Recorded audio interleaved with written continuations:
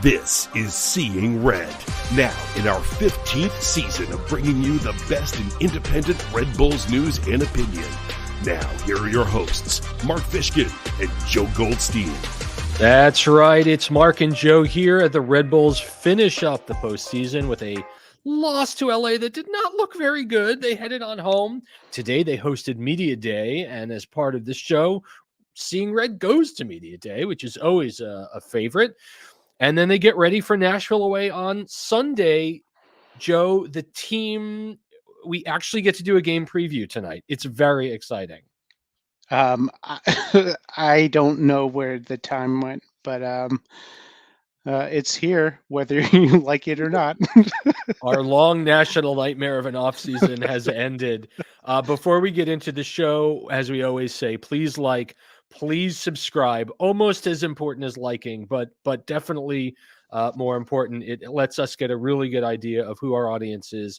If you're watching on YouTube or if you're listening to your pod player, please subscribe to us. That way you get us in your inbox every week. Tonight on Seeing Red, that loss to LA looked bad. We'll talk about where the deficiencies were. The Red Bulls named their 2024 captain today, and it's not 2023 captain Sean Nealis. And what does that mean for Nealis, and what does that mean for the Red Bulls? It was Emil Forsberg, by the way. A game preview. We will take a deep dive at the Red Bulls at Nashville Sunday at 5 p.m. Then we'll get into some fantastic interviews at Media Day, and then we've got your emails. I'm Mark. He's Joe. Not good. Not good. It was really the worst they've looked all preseason. Yeah, and I think it's due to the fact that LA controlled the midfield. The center mids were taken out of the game. Edelman and Maya, and Forsberg. He has all the attacking class in the world, but he leaves a significant amount of space to defend. Yeah. And he's diligent in defending, but it's too much of a space. So the wing backs need to be an elite level, and Kyle Duncan just isn't up to being an elite level left back. That's right. So he was filling in, of course, for John Tolkien, who has not played, didn't play a minute during the preseason, evidently picked up some kind of a knock with the U.S. men's national team during the January camp. And we heard from Sandra Schwarz that it possibly will get on the field against Nashville, but I don't think you throw him out there unless he's 100%. Yeah, I couldn't agree more. This season is, I think that you can tape me and loop me for this first episode, because the season is going to be a slow start.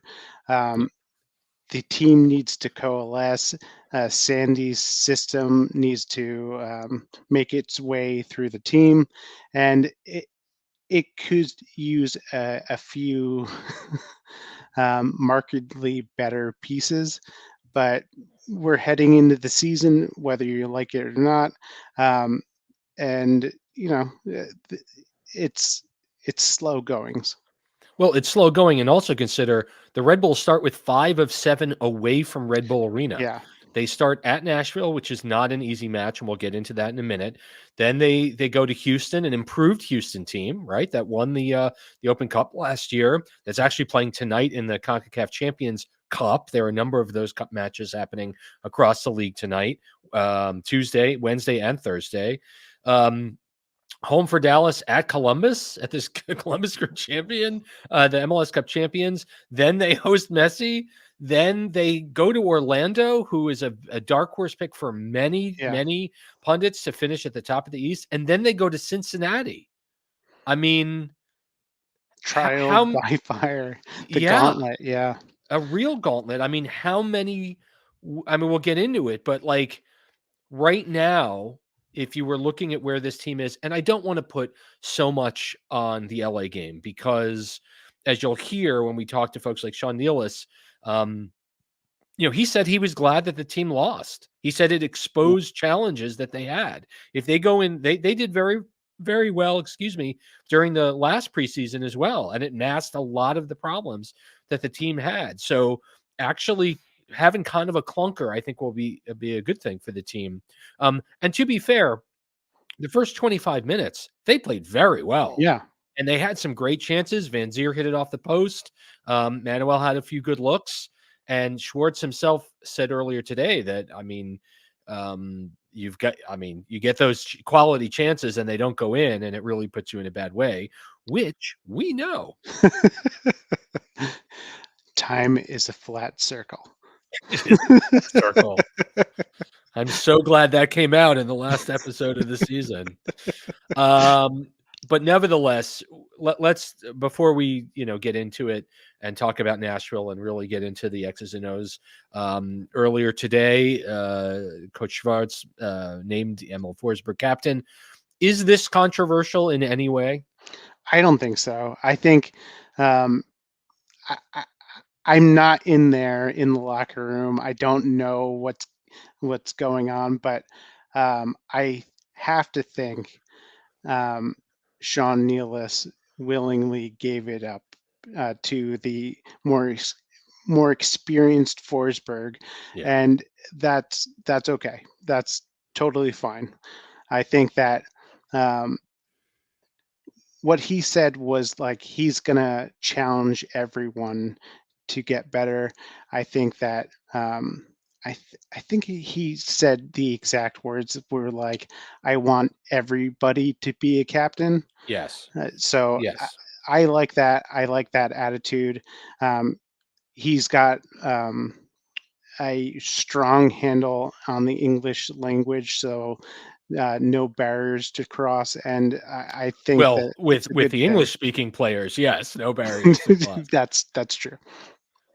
I'm not sure how Forsberg Spanish or Portuguese is, but yeah, no, I agree. I think, but interestingly, and we haven't really had this in our time here, Sean Nealis and Carlos Coronel both named vice captains, which calling them vice captains and not assistant captains is a very European thing to do. I don't know if he'll wear a puce colored armband, right? Like he'll wear a gold ribbon or some other denotation that he's a captain as well. But yeah, I think from a straight up professionalism standpoint, Nealis and I asked him about this, which you'll hear, and he very definitely didn't really answer the question.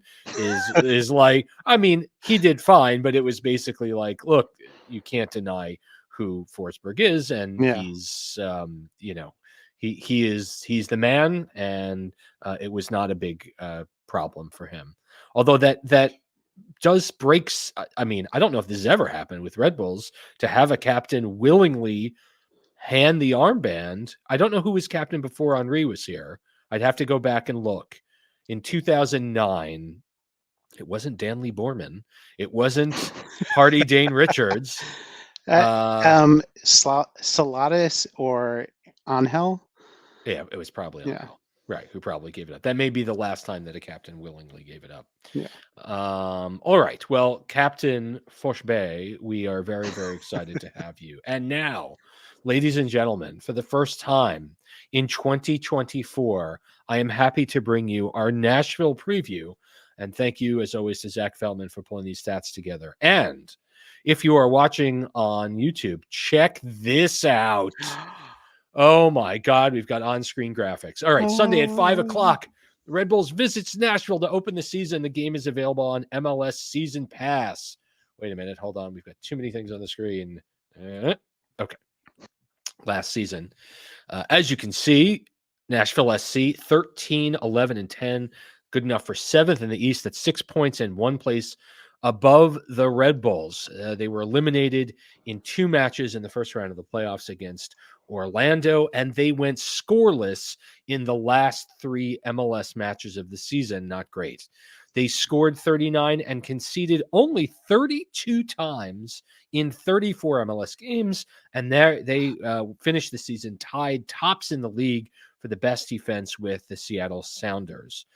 At Geodis Park, Nashville was 9-4-4 for 31 points, only the eighth best home record in the league, Joe. And that's not something that I find particularly impressive. I mean, for me, a 10-win home season is really the bar for a solid season.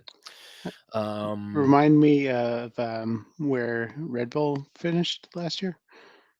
In terms of home record, Yeah.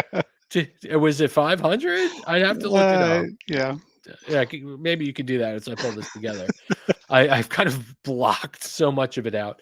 Tied with Seattle for the least amount of goals conceded per match last season at 0.9. Tied for 25th in big chances in MLS last season with Chicago.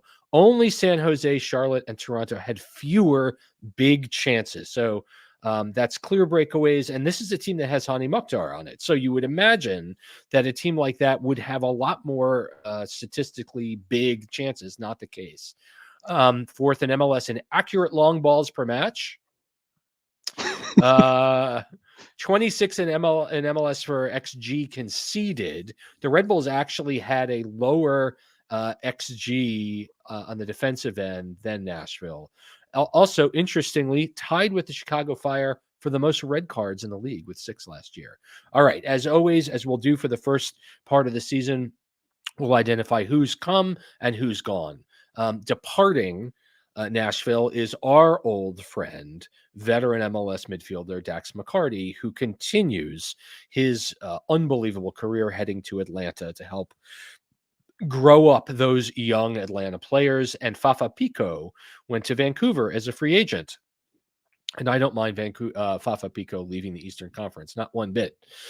In came Canadian forward Rubens Pacius from Forge FC, maybe one of the first Canadian Premier League players to actually break in MLS. Brent Kallman was signed, Minnesota legend. He was there for 10 years with the Loons. American midfielder Amar Sejic signed as a free agent. Tyler Boyd, one-time American international winger, was recruited away from the Galaxy.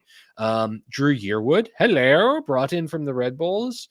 And Mackenzie Gaines, American winger, came from Charlotte. And so the real question, I think, is the overall question about Nashville is, has this organization gone a little bit stale? They've been always very steady, but not super inspiring aside from Mukhtar, and we'll get into Surridge as well. He's done well. They have signed, the only key players they've ever signed from abroad, Mukhtar, Shaq Moore, American, Sam Surridge. The big theme at Nashville has been recruiting within MLS, and that has worked well enough for them. The club has not missed the playoffs yet, but it doesn't really seem to be moving them up into the elite tier of MLS. And of course, Hani Mukhtar, 67 goals and 35 assists in all competitions. He's the 2022 MLS MVP. And if Mukhtar does not go, neither does Nashville. So keep that in mind. They closed out the season last year with only 1 win in 5. They drew at Philly. They beat New England with a Dax McCarty goal. They lost famously to the Red Bulls on decision day. Tremendous. And then 2 1-0 losses to Orlando City, and they were out and waiting for February 25th. Over the history, these teams have met 4 times. The Red Bulls leads with 2 wins and 2 draws. And you heard that right. They've never lost to Nashville SC. They've kept a clean sheet in 3 of those meetings, the Red Bulls have. The last time out, as we mentioned, the 1-0 win with Luquinhas earning the penalty kick deep into injury time, and John Tolkien sliding home the penalty to send the Red Bulls into the playoffs. The leading scorer all time against Nashville is Fabio. who has 2 goals against the yellow stop sign people. Kyle Duncan and John Tolkien each have 1 goal. And here is most likely Gary Smith's 4-2-3-1. And I promise you that I will be able to provide this in graphic form as we go forward. But everything we're recording on a Tuesday, the week got away. Joe Willis, it's a 4-2-3-1 for Gary Smith. Joe Willis, the American goalkeeper, he of the infamous Kenny Cooper stop with 10 clean sheets last year in 37 games played in all comps. Dan Lovids, aged American left back with 6 assists last year. Lucas McNaughton, a Canadian center back with a goal. Walker Zimmerman with 2 and 1. Shaq Moore on the right had 4 assists. Our friend Sean Davis is still there with an assist. Annabelle Godoy, who still is playing soccer as the other number 6. And then the 3-man midfield line, Jacob Schaffelberg, the Canadian, with 3 goals and 4 assists last year. Hani Mukhtar, 16 and 14. And Tyler Boyd, 8 and 5. And he will really be the X factor for Nashville. And Sam Sturridge up top had 3 goals and 2 assists. I think I remember him being more effective than that. So Yeah. he was dangerous, but I guess his underlying numbers weren't there in 15 games. So Joe, New York's got rolling out Emil Forsberg. They're going to be probably most likely without John Tolkien and Lewis Morgan in this game. What do you see? Where are the key challenges right now for New York going into Nashville? Well, I think that the LA game proved that the 4-4-2 isn't going to cut it for now until John Tolkien's back full time.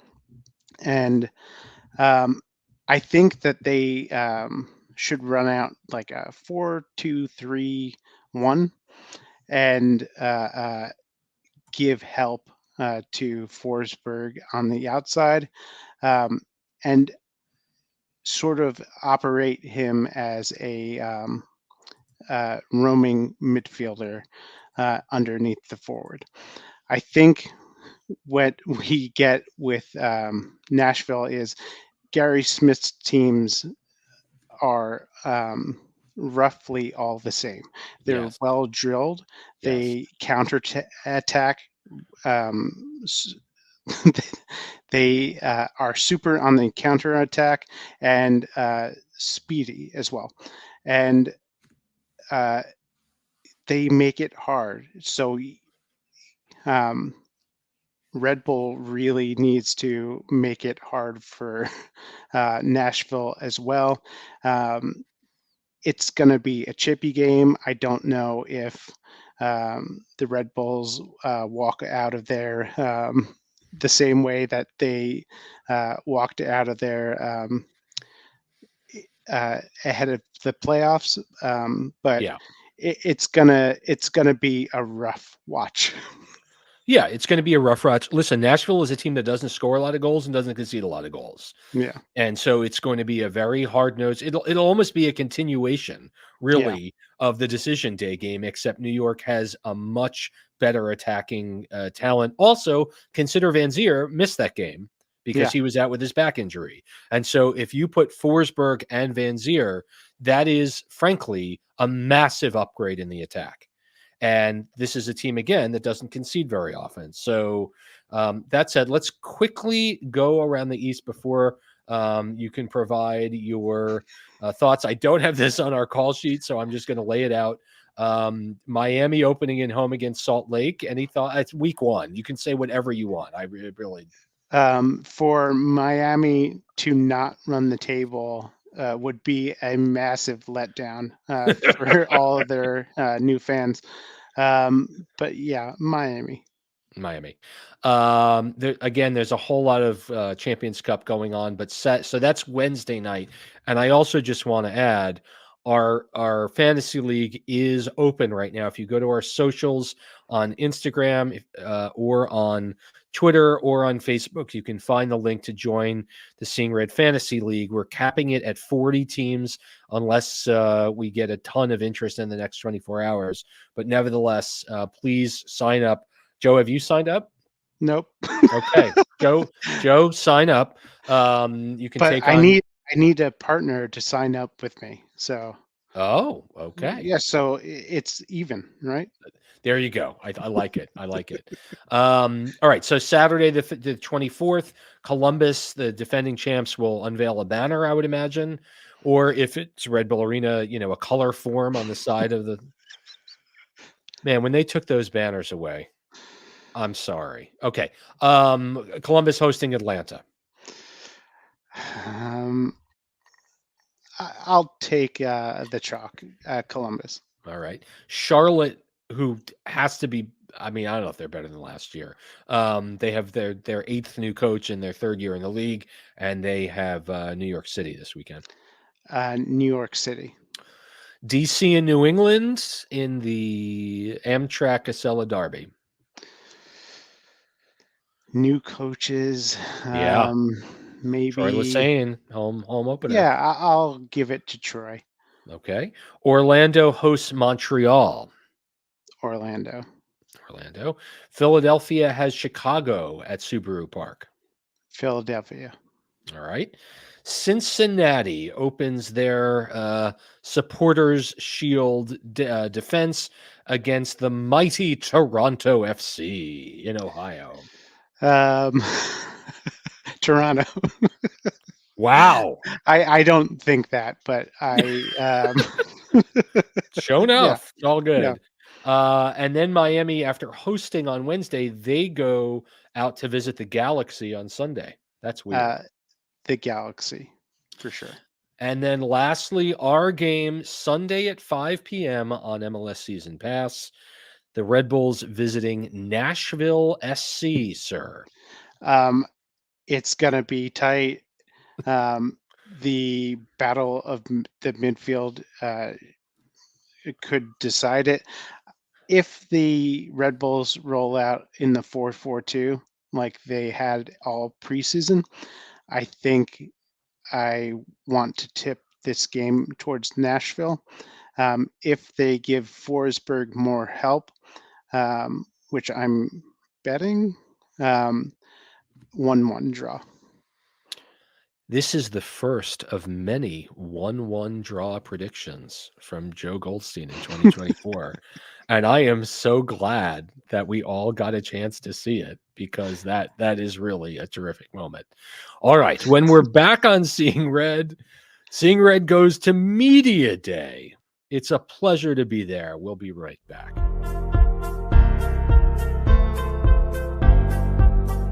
You got Nashville coming up on Sunday. It's the first match. They're a very strong defensive-minded team with a big star in Hani Mukhtar, who loves to get a good start in the season. Talk to us about what you're thinking about as you prepare for Nashville. Yeah, first of all, Nashville, good quality, clear structure also, as you mentioned, and also with Hani Mukhtar, very good player, individual player in the offense. So we have to prepare also ball positions, also rest defense. This is our main target for Sunday, and also that we are very, very good in our counter press situations, that we have these situations, these moments for us, and then to go directly to the opponent's goal. Sean, here we go again. Another season. It's been a year of change, 3 coaches in the last 12 months. Talk to us a little bit about what it's meant to you as you're moving from captain now to vice captain. Talk to us a little bit how Coach shared that information with you and what you think about it. Yeah, me and Sandro met in California, and we talked about everything about how the preseason was going. We feel like we're going in a good way heading into Nashville, and with Emil coming here, with the great career he's had so far and a lot of experience, and we both kind of felt, he deserved to be captain, and we're going forward from there. How do you see your role changing now with Emil being the captain? I don't see it changing so much. I think, with us being such a young team, we need a lot of leaders both on and off the field, and I think everyone needs to kind of step up and be a leader in that regard. Like I said, it is a young team, so we have to kind of play the right way and kind of just set the right example for these kids at times. And I think it's great having Emil here, so it should be a fun year. How was preseason for you personally? What talk about how you felt it went, how they feel the team is coming together. Yeah, it was a great preseason. We got to go to Florida first and see some warm weather in California compared to here. And, we had some tough games, some tough moments, but I think that's what preseason is about, kind of seeing what your mistakes are and going through them and kind of amending them.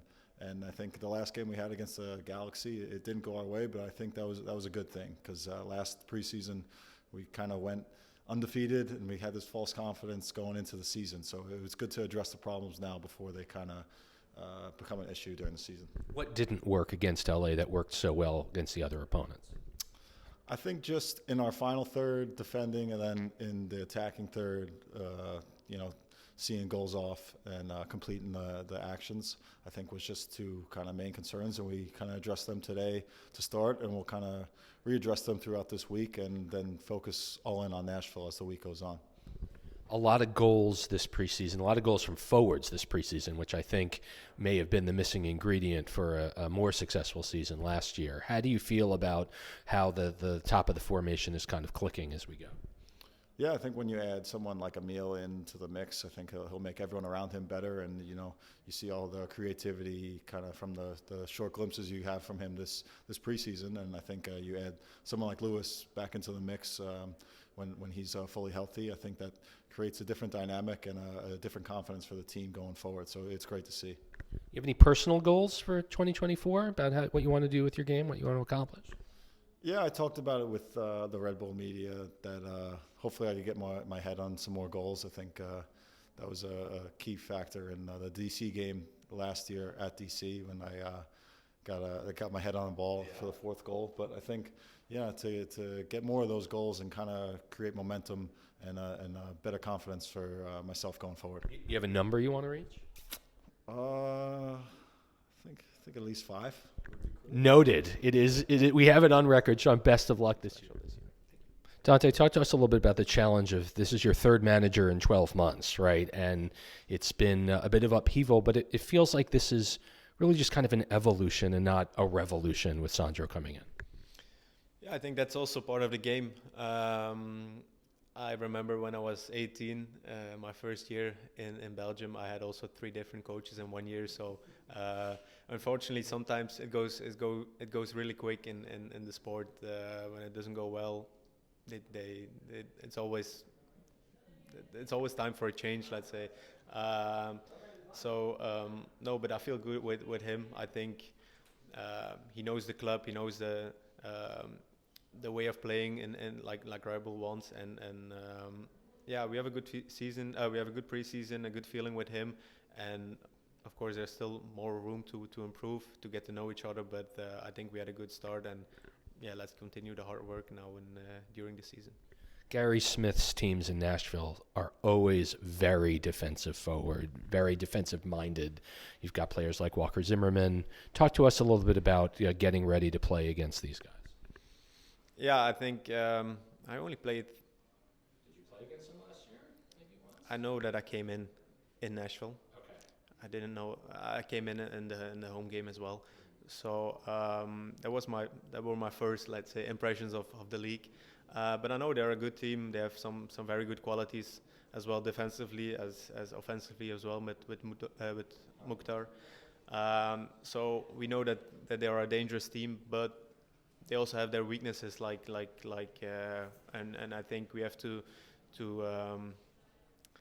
analyze them well, and I think we can surprise every team with our style of play if we stick to our principles, and of course also the moments that we have to finish our chances, they will be very important because they will not give away too many chances. But like I said, everybody feels good, so I think it's good to meet them now. Last year you came in and said 15 goals.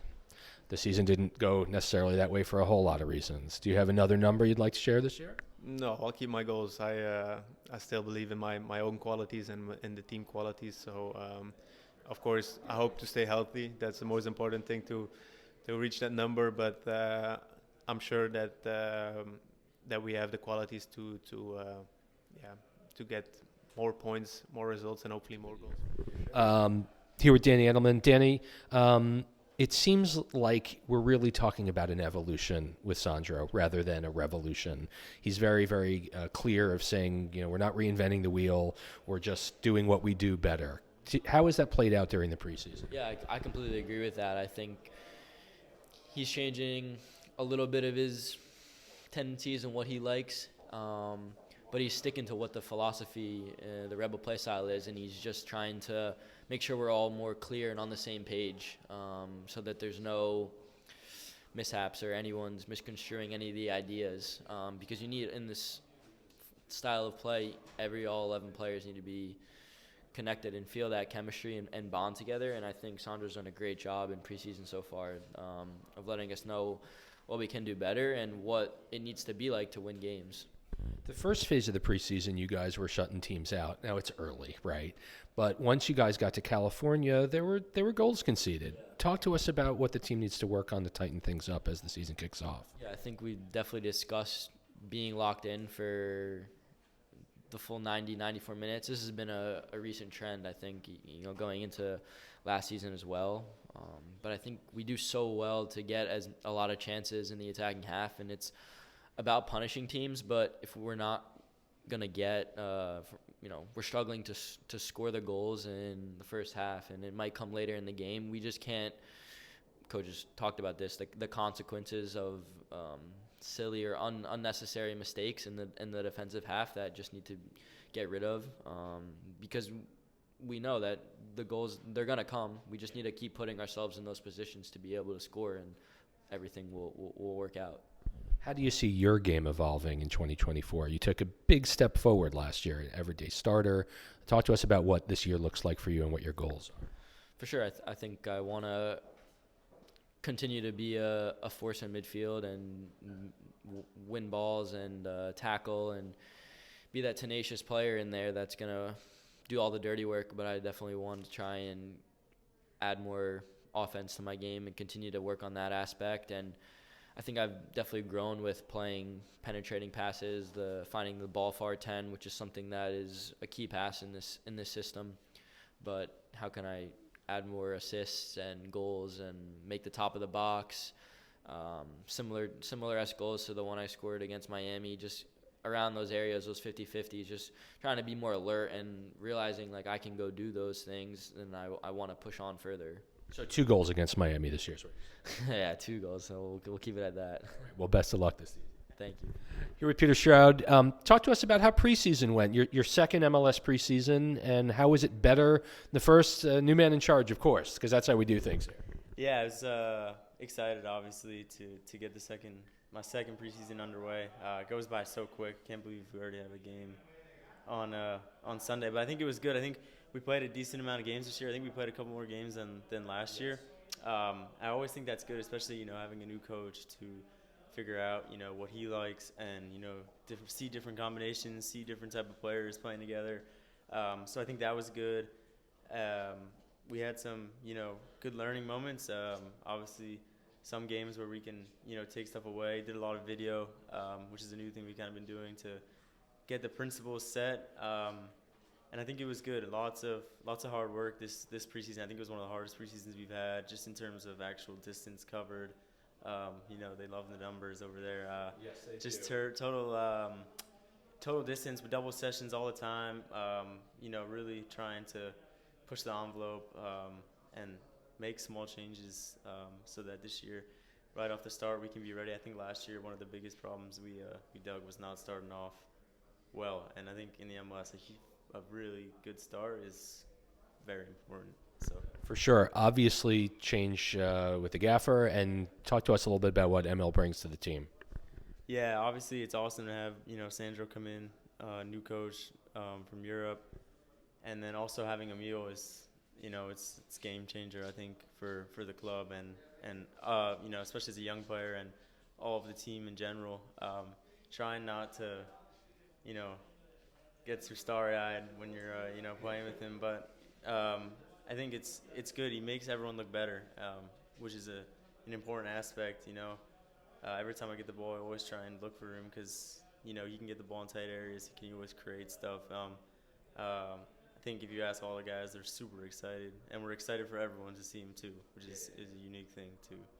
It seemed like you were playing a little bit different position this preseason. Was that out of necessity, or was that you stretching your own repertoire? Talk to us about it. Yeah, I would say definitely stretching the repertoire. I think I have some different maybe abilities that can help me play maybe higher up the field, but you know, I can also play lower in the field. I think it's good sometimes to have the versatility. You know, I think it gives you more opportunities.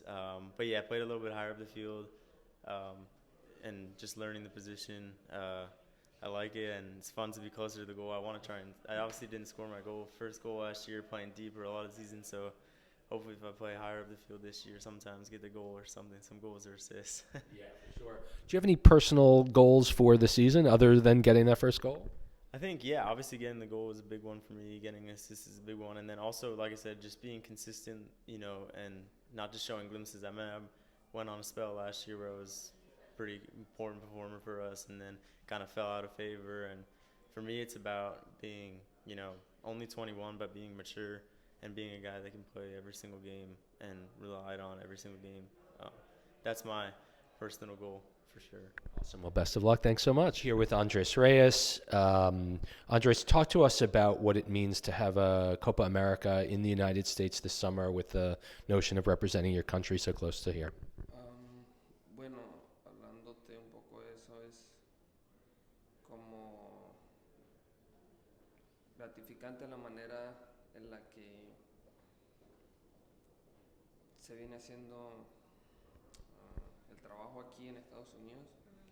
Y bueno, por mi parte, querer estar en esa selección siempre va a ser un privilegio y bueno, para eso trabajaré, para poder ser llamado. So it's truly such a gratifying how everything's being done here in the U.S. and how we have the chance to do that. It's truly also the desire of wanting to be on that roster, and it would be an exciting moment to be called up again. For the first part of preseason in Florida, you guys were shutting teams out. Then when you went to California, it was a little bit different and the goals started to come against us. Talk to us a little bit about what you guys need to do going into Nashville to get back to posting those clean sheets. Bueno, no todos los partidos son iguales. Cada día te encuentras con escenarios diferentes. Pero bueno, de eso se trata el fútbol. Creo que tenemos que ajustar en los pequeños detalles, algunos defensivos y otros ofensivos, para poder ir allá a Nashville y conseguir los 3 puntos. So it's true that not all games are the same. They're all with different circumstances, and that's kind of what football is about. And we just need to be better defensively and offensively, and that way we will prepare for Nashville and score and hopefully get 3 points. Talk to us, one last question, Andrés, thank you. Talk to us a little bit about your relationship with Sean on the field. The two of you are creeping up to be one of the best center back pairings in the league, and I'm curious about how you guys have grown your relationship over time. Nosotros no tenemos mucha relación fuera del campo, pero cuando estamos dentro del campo somos como si nos conociéramos de hace mucho tiempo. Entonces, esa parte nos ha ayudado mucho a los dos en complementarnos y, bueno, por esa razón ser uno de los defensores dúos mejores de la liga. So off the pitch is a little different for many reasons, but on the pitch, we know each other very well. It's like we've been playing with each other for a long time, and I believe that we truly complement each other. So just looking to enforce that going into the new season. Best of luck. Thank you. Thank you.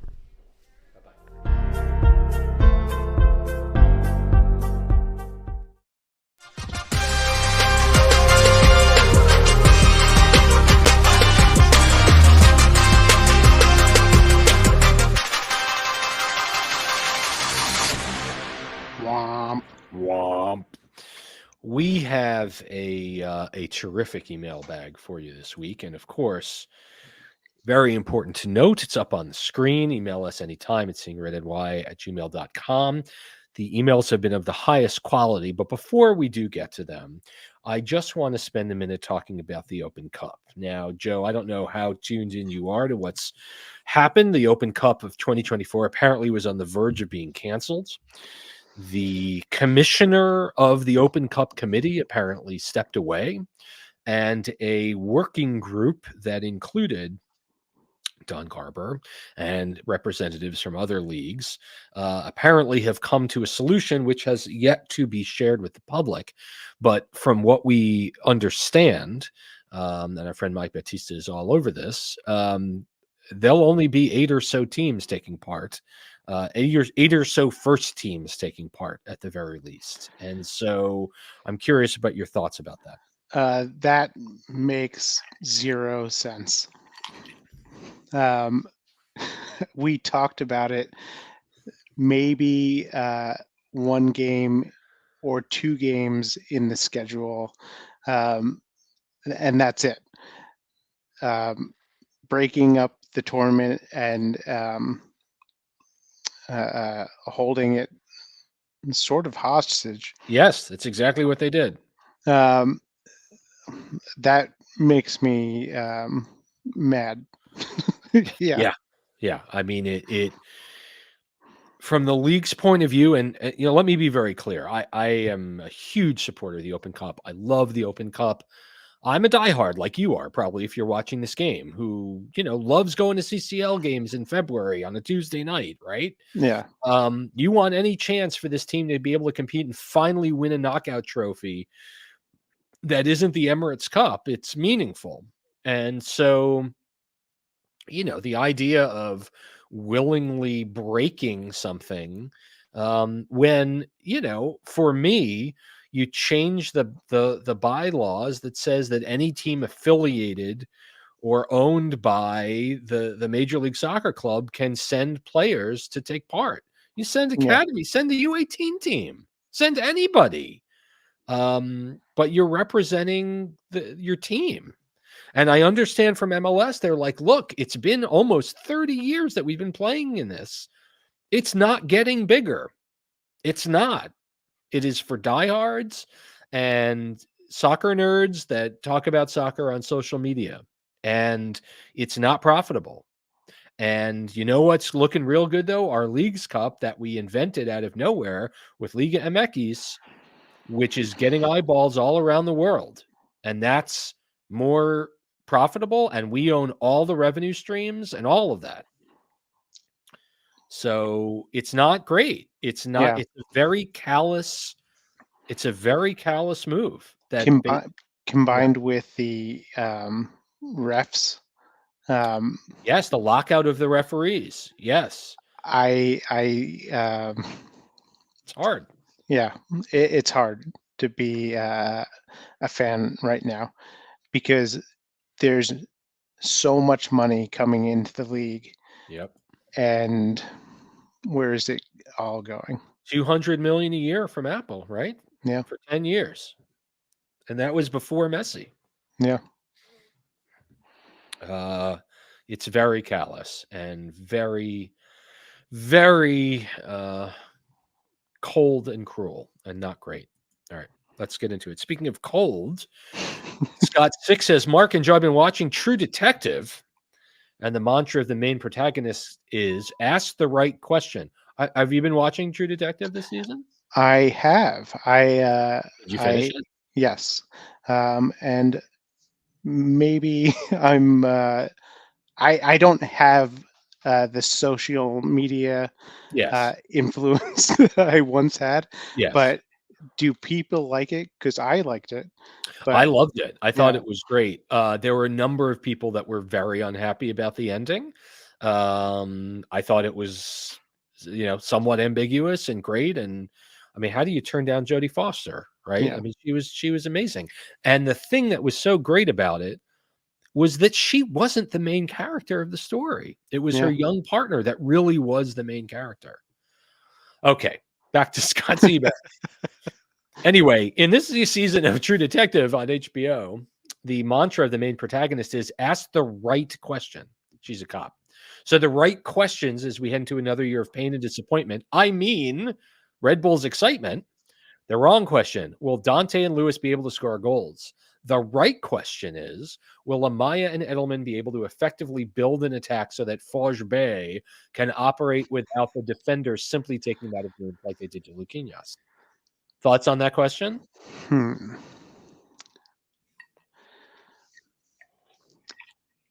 Forsberg and Luquinhas. It's the wrong question because I already intimated that they will need elite wingback play for this to work.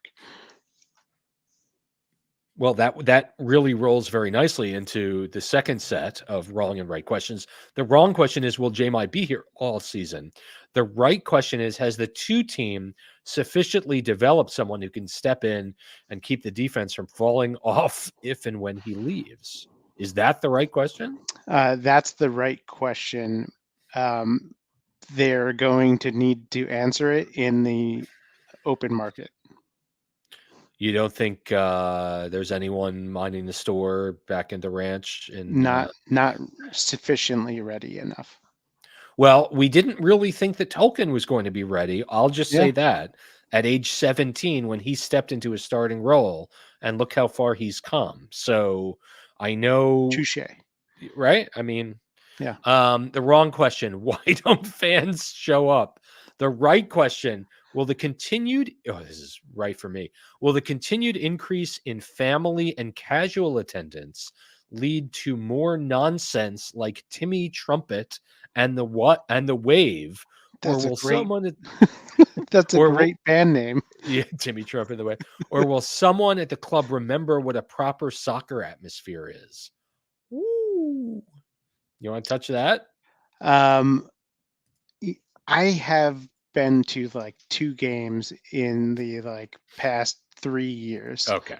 So maybe I don't know what the atmosphere is. Yeah. So I'll tell you that when you have a promotion for every single game, when every home game has some sort of Marvel or superhero or fireworks or drone show or 90s night or 80s night or college night or left-handers night or whatever, it kind of communicates that these games are akin to minor league baseball, right? That you need to pull on the thread in order to give someone a reason to come to Harrison and watch the team. Keep in mind, this is over a period since COVID, really, where the team has not really showed terribly well. And so therefore, on the baseline level, you just have to say, I want people to come, and I don't necessarily care who they are. But Scott's point is incredibly valid that, when they started with the in-game host telling you to make some noise, when they, when fans started doing the wave, and you and I have talked about this, it's not for me, right? Watch the game. If the game is so not interesting to you, then take your kid, go back to the crossbar and play Jenga or something like that. Like this isn't a baseball game. It's a soccer match. And I agree that the team is missing serious soccer fans perhaps to come and see the team because the team hasn't been watchable. So hopefully someone like Forsberg will get people to come and the team will not have to rely on Timmy Trumpets and the Wave. Counterpoint. Yes. They have been, many years ago, 2018 was the end of an era, so to speak. They focused on the sport, and there was declining attendance then. So I don't really think that this is the right solution, but it can't hurt because they're struggling at the gate. Keep in mind as well, the new LED light system, I believe, has been installed, which means that we will get the incessant disorienting flashing lights when someone scores a Perfect. goal. I And for a could team, yeah, that I know that this is a team that's sensitive to sensory issues, but giving someone an epileptic fit because they've all of a sudden can't, I mean, it's not something you need to do. And I hope they don't do it, but I kind of know they will.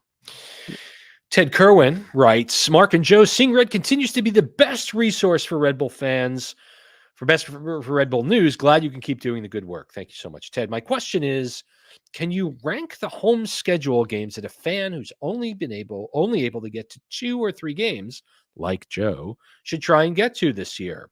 I'll exclude Inter Miami and NYC as the top 2, but after that, are they the traditional rivals? Is it a Western Division team we won't see in Harrison for a few years? Is it a promotional night that puts it over the top?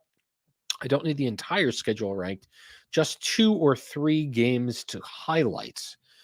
I'm looking at the schedule right now, and I don't have it matched up with the promotional schedule, so you'll have to excuse me. I mean, I always think, July 4th weekend, if you are in the area. Oh, that's a Philly. Sorry. Oh, you can go down to Philly. That's not really what. Let's see. I know you have one game off the top of my head. I think it's June 1st, Orlando. Yes. And it's Pride Night. So I will be at that game. Yes. Excellent. I don't know how many others I will be at, but DC's always a good time. Yep. That's June 29th. And Atlanta. They're a favorite enemy of mine. September 21st. They always seem to have Atlanta late, don't they? Yeah. It always seems to be late in the year. Yeah, I'll second it. I think that's a great lineup. I think Orlando, just A, as you said, it's Pride Night, and B, because they are a very, very good team, and then DC United, because it's always good to see the old enemy. And on the Western Conference side, I mean, is anyone really meaningful coming in? I mean, Dallas is coming in, sure. Vancouver's coming in, Brian White night on April 27th. I guess there should be one more Western team coming in, right? It's Kansas City. Right. It's on Labor Day weekend, which, your mileage may vary as to whether or not you want to come. They're in a weird place. All right. Thank you so much, Ted, for your consideration. Here is Adam Lane, who writes, Mark and Joe, season pass is really outdoing itself this preseason. Have you guys looked at it recently? Have you looked at it, Joe? No, I haven't looked at it yet. The season starts next week, and it looks like Apple forgot. No season previews, no predictions. Last year, I gave Season Pass a pass and hoped things would be better with the season under their belts, but it just seems that they care even less this year. Thoughts on how Apple is handling MLS so far? I'll take my answer offline. Adam, there's no other way to take your answer when you write to Seeing Red. So thank you. I appreciate that. What are the things among the things that we've learned about Apple TV in year 2 is that they are adding a Spanish language version of MLS 360, which I think certainly given, Messi's, impact on the league, I think is a really, really good thing. We know that there are folks like Joe Tallison, OG MetroStars play-by-play guy, is back. And Adrian Healy, who I thought was fine, even though he'd like to add an extra syllable at the end of every word, he is gone.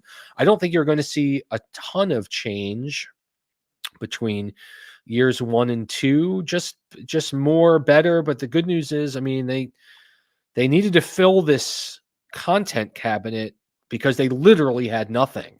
I have not taken a look to see for an Apple TV what they've done for a full season preview, but I would imagine this week, and as we get closer to kickoff, it's Wednesday night, it's tomorrow night, you'll start to see the content kind of populate. Joe, any thoughts there? What do you want to see from MLS season pass? Being John Malkovich, Malkovich. So it's tough, but I want to see less messy. I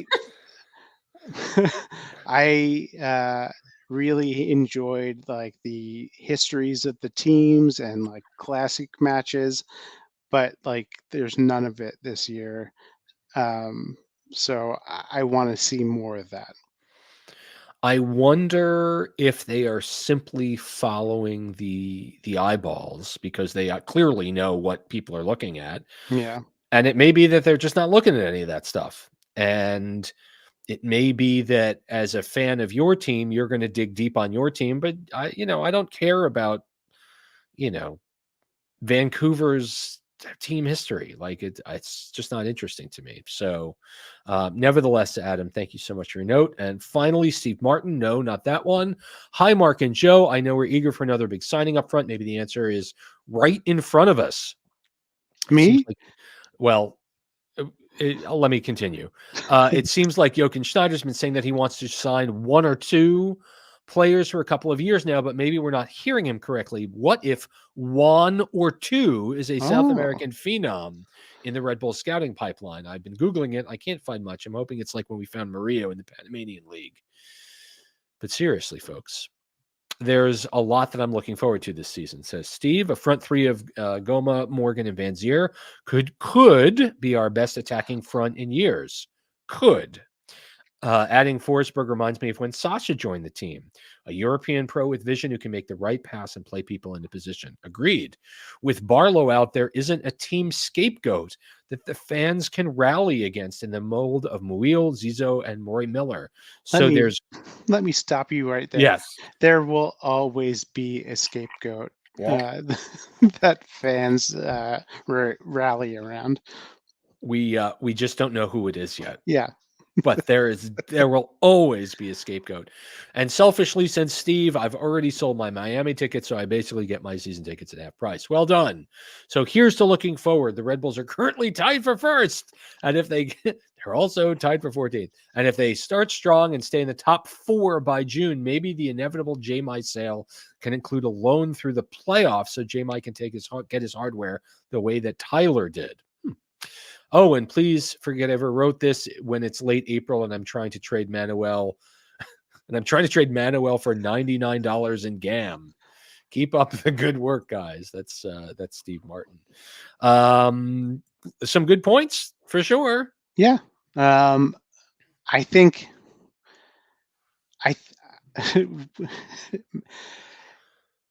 it's right to pick on Manuel because up until like the last month of last season, he was all over the place. Yeah.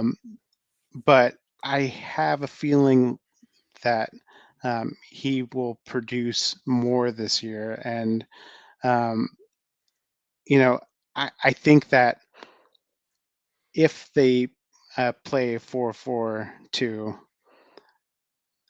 there's a greater experience. Well, I talked about it over the last few weeks that Forsberg makes everything easier, and the back lines that get aggressive, there'll be plenty of space to run in behind. So I'm counting on that. So. Well, it's stop me if you've heard this before. It's a new era, and it all starts this week. Sunday night at 5:00, the Red Bulls kick off the 2024 season. Joe calls the match a 1-1 draw. Wheel of Fortune. I'm going to call it a 1-0 loss. Nashville gets revenge for decision day, but lots of good things to come for sure. Like to thank everyone that participated in Media Day today. Again, like to thank Zach Feldman for his first stats of the year. I would like to thank you for listening. Next week, we get to recap a game and then preview another one. So thank you so much for listening to episode 563. We'll mention again, please to like, please to subscribe, and we'll be back soon. Good night, everyone. smash that like button.